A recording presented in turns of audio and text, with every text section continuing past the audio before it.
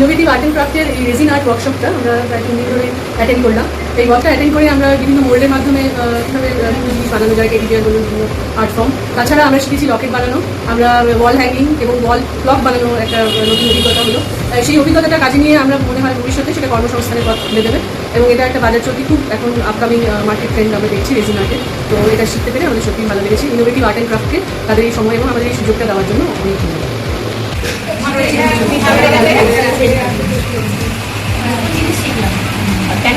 Thank you.